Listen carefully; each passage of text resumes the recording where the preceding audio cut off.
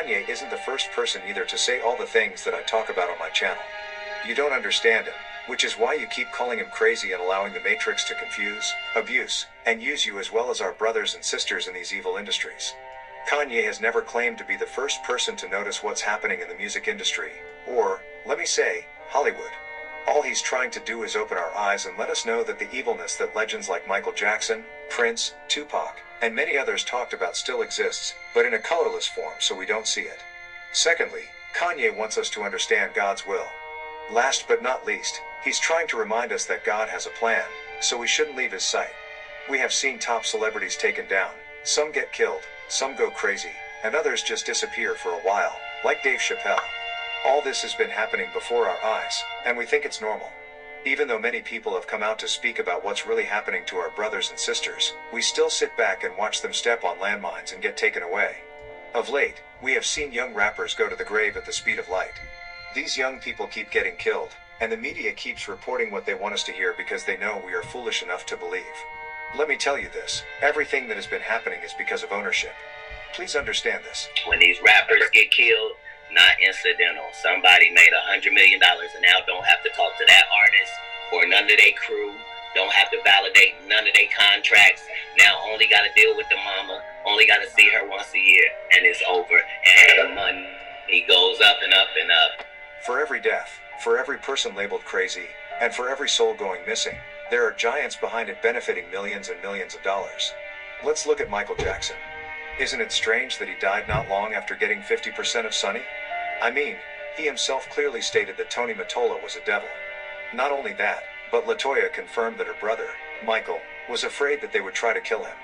Then Michael dies from acute propofol intoxication. It was definitely something that was premeditated, that they had planned to do, and they planned to take my brother out, and my brother knew it, and that's why he told me repeatedly and repeatedly and repeatedly that this was going to happen to him.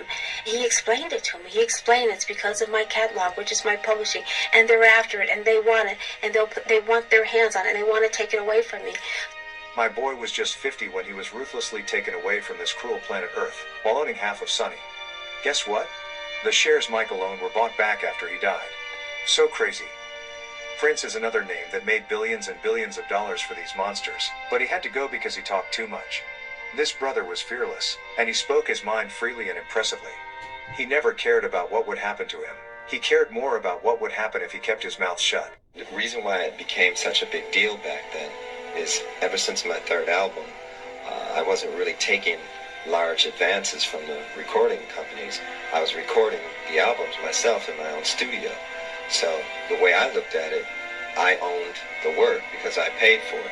And I did all the work. I created it, so I felt like it should belong to me. That said, the companies felt otherwise. And they would always hold this contract up and say, well, you signed it. And I say, well, I understand that. It's not like I want to leave. I just want to, talk about this thing and see if we can't make it more fair.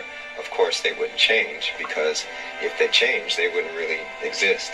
And that's kind of the situation we're in right today. He knew he was the voice the people needed, so he let God's will prevail. All this sweet brother wanted was the best for his people. I mean, we are the asset. We make music, so it's just fair that we should be owning the masters. Because this brother didn't just speak for himself, he also used his tongue to help others. They decided it was time for him to see the maker. They said he died from a fentanyl overdose. What a joke indeed. As I previously stated, we have lost many young rappers recently, but do you know who is not dying? Watch this. The truth is this, a bunch of young black male rappers keep dying. You know who's not dying? Record executives. You've been used for a long time, They create this paradigm to make you believe that you're so important and your celebrity status is worth so much, but in truth you're a pawn in their game and you always have been. Many of these young people come from broken homes. They don't know how it feels to have both parents in the same house. Some have never seen their parents. Music becomes their parents as well as their everything. When they see a breakthrough, the least thing they care about is the context of the contracts. These people come to them with big smiles and behave like they care for them. Young rappers have no chance to know the horror awaiting them in the future. Therefore, they sign these contracts without understanding a thing. If, say, tomorrow, Ja got shot down, how will Mom benefit? all the stuff that you have done, all the stuff that you have in the can, it'll come out, it'll sell, but somebody will be making money off of your untimely death.